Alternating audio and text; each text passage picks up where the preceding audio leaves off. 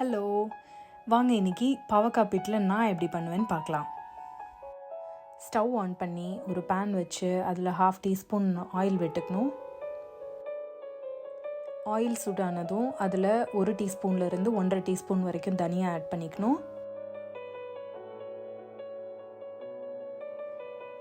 1 teaspoon கடலைப்பருப்பு, 1 teaspoon உளுத்தம் பருப்பு அண்ட் 1/4 டீஸ்பூனுக்கும் கம்மியாக வெந்தயம் ஆட் பண்ணிக்கலாம்.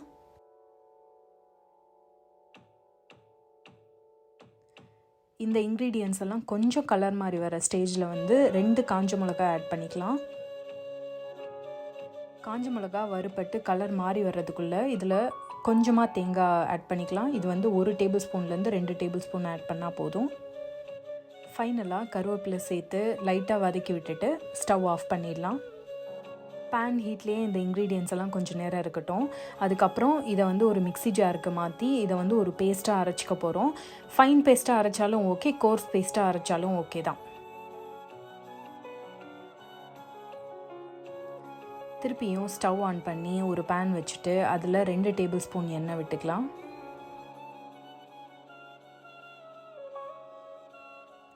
எண்ணெய் சூடானதும் அதில் 1/4 டீஸ்பூன் கடுகு போட்டு கடுகு பொரிஞ்சு வந்தோன்னே நம்ம சின்னதாக கட் பண்ணி வச்சுருக்கிற பாவக்காய் இதோட சேர்த்துடலாம்.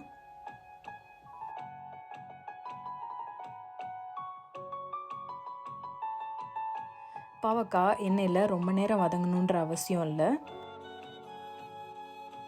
இப்போ ஒரு 1/2 டீஸ்பூன் மஞ்சள் பொடி சேர்த்து இதை கொஞ்சம் நல்லா மிக்ஸ் பண்ணி விட்டுட்டு அதோட தேவையான அளவு தண்ணி ஒரு 1/2 கப் விட்டால் கூட போதும். ஏன்னா நம்ம காய் வேகிறதுக்கு தான் தண்ணி விட போகிறோம்.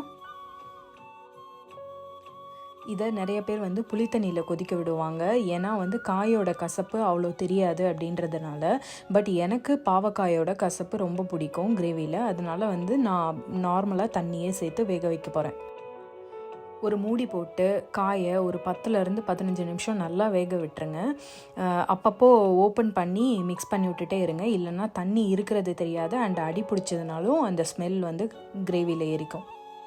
இப்போது காய் வெந்துடுச்சான்னு செக் பண்ணிக்கலாம். காய் நல்லா வெந்து போச்சு. இதுக்கு அடுத்து நம்ம தக்காளி ஆட் பண்ணிக்கலாம். இதோட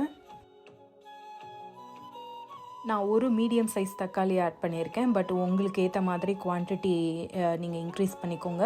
பாவக்காயும் நான் 3 மீடியம் சைஸ் பாவக்காய் இதில் யூஸ் பண்ணியிருக்கேன்.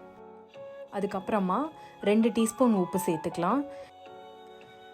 இந்த குவான்டிட்டி 2லேருந்து 3 பேர் சாப்பிட்ற மாதிரி இருக்குது. அதனால் நான் 2 டீஸ்பூன் உப்பு சேர்த்துருக்கேன். உங்களுக்கு ஏற்ற மாதிரி நீங்கள் உப்பு இன்க்ரீஸ் பண்ணுறதுனா பண்ணிக்கோங்க. தக்காளி ஓரளவு வெந்ததுக்கப்புறம் நான் 1 டீஸ்பூன் சாம்பார் மிளகா பொடி சேர்த்துருக்கேன். சேர்த்துவிட்டு நல்லா மிக்ஸ் பண்ணிக்கணும். சப்போஸ் உங்ககிட்ட சாம்பார் மிளகா பொடி இல்லைன்னா நீங்கள் 1/2 டீஸ்பூன் மிளகா பொடி, நார்மல் மிளகா பொடி அண்ட் 1 டீஸ்பூன் தனியா பொடி சேர்த்துக்கோங்க. அதுக்கப்புறமா நான் வேக வச்ச மூக்கடலை ஒரு 1/2 கப் இதோடு சேர்த்துருக்கேன். சேர்த்து நல்லா மிக்ஸ் பண்ணி விட்டுக்கணும். அண்ட் வேக வச்ச பருப்பு, துவரம் பருப்பு இதோட சேர்த்துக்கலாம். பருப்பு மூக்கடலை 2ம் சேர்த்து இந்த மிளகாப்பொடி உப்போட ஒரு 2 to 3 மினிட்ஸ் கொதிக்கிட்டோம். ஒரு 2 நிமிஷம் கொதி வந்ததுக்கப்புறமா நம்ம அரைச்சி வச்சுருக்க அந்த பேஸ்ட் இதோட ஆட் பண்ணிக்கலாம். தேவையான அளவு தண்ணி விட்டு ஒரு கொதி வந்ததுக்கப்புறம் நம்ம ஸ்டவ் ஆஃப் பண்ணிட்டா நம்மளோட பாவக்காய் பிட்லை ரெடி. நான் பண்ணியிருக்க இந்த பாவக்காய் பிட்லை ரெசிபி கம்ப்ளீட்டாக ட்ரெடிஷ்னல் மெத்தட் கிடையாது. ஏன்னா எனக்கு ஏற்ற மாதிரி நான் இன்க்ரீடியன்ஸை மாற்றி யூஸ் பண்ணியிருக்கேன். நான் மோஸ்ட் ஆஃப் த கிரேவிஸில் புளி சேர்க்க மாட்டேன். பட் ட்ரெடிஷ்னல் மெத்தடில் இது புளி சேர்த்து தான் பண்ணுவாங்க. ஃபைனலாக தாளித்து கொட்டுறதுக்கு ஒரு பேன் சூடு பண்ணிவிட்டு அதில் 1 டீஸ்பூன்லேருந்து 1.5 டீஸ்பூன் நெய் விட்டுக்கலாம். அதோட 1 டீஸ்பூன் ஆயிலும் சேர்த்துட்டு இதோட கடுகு உளுத்தப்பருப்பு சேர்த்துக்கலாம்.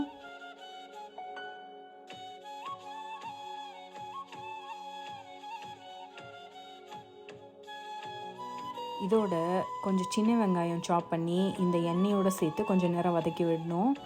வெங்காயம் நல்லா வதங்கிட்டால் நம்ம பிட்லையில் டைரெக்டாகவே சேர்த்துடலாம். நான் பிட்லையில் கொஞ்சமாக பெருங்காயம் போட்டிருக்கேன். இந்த பெருங்காயத்து மேலே இந்த வெங்காயம் தாளித்து கொட்டினதை சேர்த்துட்டு ஃபுல்லாக க்ளோஸ் பண்ணி வச்சிடணும்.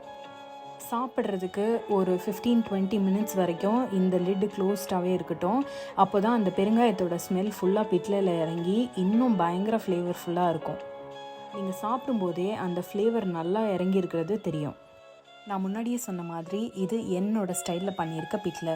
ட்ரெடிஷ்னலாக பண்ணுற மெத்தடில் புளித்தண்ணி சேர்த்து தான் கொதிக்க விடுவாங்க. செகண்ட், வெங்காயம் சேர்த்து பண்ண மாட்டாங்க. மூணாவதாக நெய்யில் தாளித்து கொட்ட மாட்டாங்கன்னு நினைக்கிறேன். எனக்கு இந்த வெங்காயத்தோட ஃப்ளேவரும் நெய்யோட ஸ்மெல்லும் சுட சுட சாதத்தில் போட்டு சாப்பிடும்போது ஹெவன்லியாக ஃபீல் ஆகும். அதனால தான் அதே மெத்தடை உங்களுக்கும் இந்த வீடியோ மூலமாக ஷேர் பண்ணணும்னு நினச்சேன். ஷேரும் பண்ணிட்டேன். நீங்கள் இந்த மாதிரி ஆல்ட்ரேஷன்ஸ் பண்ணி ட்ரை பண்ணால் மறக்காமல் என்னோட கமெண்ட்டில் ஷேர் பண்ணுங்கள். அண்ட் உங்களுக்கு என்னோடய கண்டென்ட் பிடிச்சிருந்தா ஒரு லைக் அண்ட் சப்ஸ்கிரைப் தட்டி எனக்கு சப்போர்ட் பண்ணுங்கள். தேங்க்யூ.